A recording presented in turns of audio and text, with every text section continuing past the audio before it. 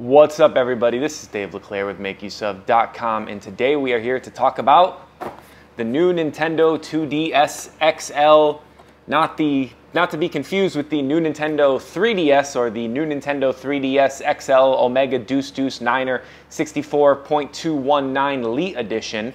Nope, this is just a standard run-of-the-mill new 2DS XL, and we are going to talk about this console, and we are going to decide, is this the best DS console made? Should you run out and buy one?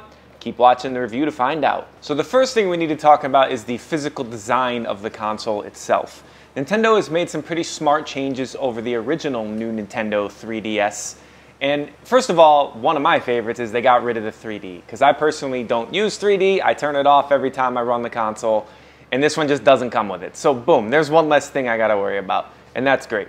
But the actual console itself is back to the clamshell design, unlike the first 2DS, which used the open face design. This way you can close it up, have it go to sleep when you're not playing, and you also protect your screens from getting smashed if you drop it. It does feel a little bit more durable than the 3DS, though it's hard to really say without taking it and throwing it against a wall how durable it actually is. The outside material feels a little more textured, like it could potentially take a drop a little better, but I'm not going to recommend you go out there and start throwing it up against rocks and kicking it, because it'll probably still break. It is a piece of electronics. It does have the C-stick for playing the few games that actually support it. For example, games like Monster Hunter and others where you need to control the camera. You'll have that C-stick, which you didn't get on the original 2DS, and you only get on the new 3DS XL. You'll also be able to play those few games that are supported on only the new DS platform. Currently, there's one game, there's the Super Nintendo Virtual Console, and there's another game coming out soon. So you're not exactly running through a million choices, but you do have the option to play those, which is cool. We'll get to the gameplay in a second. Another smart design choice on the console is the fact that they've made the top of it much thinner.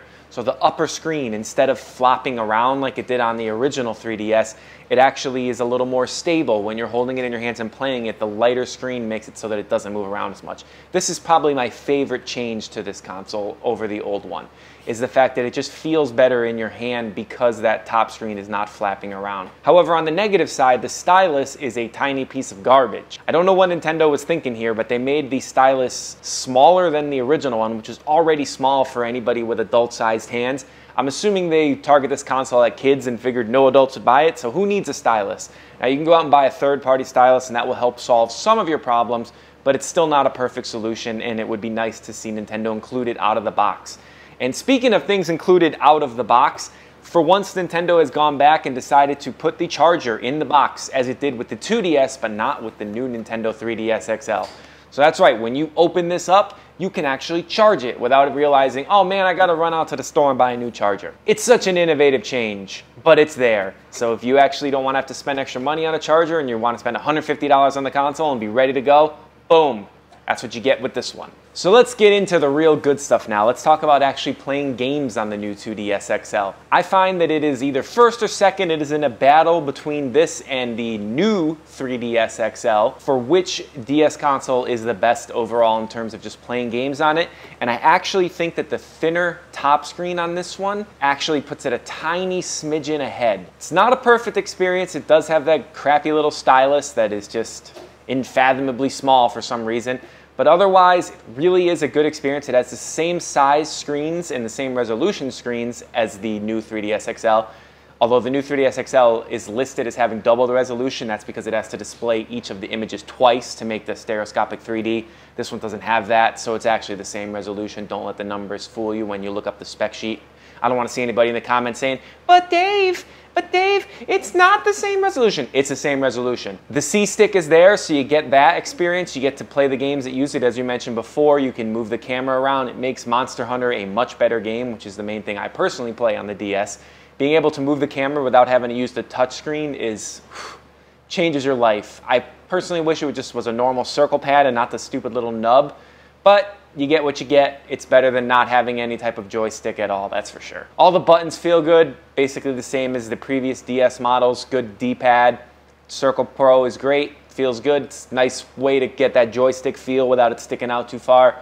It's definitely better than the Nub as mentioned, but still, it's a solid gameplay console. If you want a huge library of games, obviously the DS has that, and this will get you all the games, including the few that are limited to just the new consoles. So really, there's really not a lot I can say negative in terms of playing games on it. It has Amiibo support. So if you're into that, you can go put your Amiibo on, get some games out of that. It just runs everything perfectly. Everything feels good. The screens are big enough. Its battery life is okay. In our testing, we found it was a little bit less than the new 3DS XL, but there's definitely variances in it. Nintendo rates it at about the same, so I would say at best you should expect the same. You're not going to see any improvements to the battery in spite of losing the 3D. But overall, great gameplay console. Definitely worth picking up at $150. And once again, this has been Dave LeClaire with MakeUseOf.com. Thank you very much for watching this review, and we will see you guys next time.